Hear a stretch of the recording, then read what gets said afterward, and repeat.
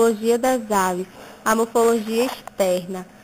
Quanto ao esqueleto das aves, podemos observar nesta imagem que este mostra o número de adaptações aerodinâmicas.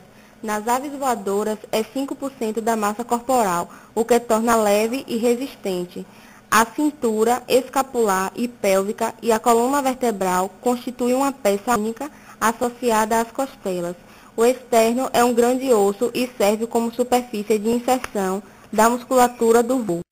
Quanto às penas, estão distribuídas em regiões pterígeas, que são locais com penas, e aptérias sem penas, como podemos perceber na imagem ao lado. Sua composição química é de 90% de beta-queratina, 1% de lipídios, 8% de água e 1% de outras proteínas e pigmentos. Quanto à estrutura das penas, elas são especializadas apenas das aves. Nesta imagem fica claro sua formação, composta de eixo ou haste, cálamo, raque, vexilo e barbas. Quanto à função das penas, está relacionado com aquecimento, que é a principal função, proteção, flutuação, impermeabilidade, voo e reprodução. Quanto aos tipos de penas, tem-se a pena de contorno, que é a pena de revestimento do corpo. Esse tipo possui 3 porções: a porção pennácea aberta, porção pennácea normal e porção plumácea. As semiplumas apresentam a raque mais longa que a maior barba, que diferencia da plúmula, que tem barbas mais longas que a raque. As cerdas possuem raque rígida e as filoplumas são penas finas. Quanto à coloração das aves, podemos observar, através das imagens, a diversidade de cores das penas, as quais são formadas por duas maneiras: pigmentos coloridos e fenômenos estruturais especiais.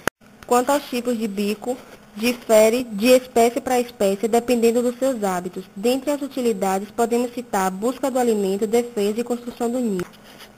Quanto às pernas, consiste no fêmur, no tibiotarso e fíbula, no tarso metatarso e nos artérios. Quanto aos pés, são variáveis em forma e tamanho a depender do hábito. Observando essa imagem, percebemos os diferentes tipos de pés. O avestruz tem pata robusta, característica dos corredores, já o falcão tem garra de caçador. Morfologia interna. Quanto ao sistema muscular, como mostra a figura, este sistema possui grande peitoral.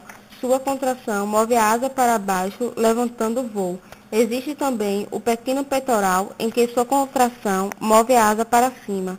Para a locomoção, os músculos mais importantes são os do fêmur. Quanto ao sistema digestório, difere em relação aos outros vertebrados pela ausência de dentes. Muitas aves possuem o papo, que serve para estocar temporariamente o alimento. O estômago é formado por proventrículo e moela, que faz o processamento mecânico do alimento. Quanto ao sistema respiratório, é o único entre os vertebrados atuais. Sua principal função é a vocalização, cujo órgão responsável é a faringe, o qual permite o canto. Quanto ao sistema circulatório, o aparelho circulatório das aves é bem desenvolvido em relação ao dos mamíferos. As aves não têm a capacidade de desviar sangue entre as circulações pulmonar e sistêmica.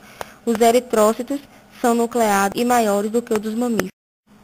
Quanto ao sistema nervoso e sensorial, podemos observar nesta imagem o hemisfério cerebral, os olhos, lobos ópticos, cerebelo, o cérebro grande que recobre os lobos ópticos, o que parece estar relacionado com a visão aguçada que as aves possuem. A visão destes possibilita uma excelente acuidade visual, inclusive para cores de muitas espécies.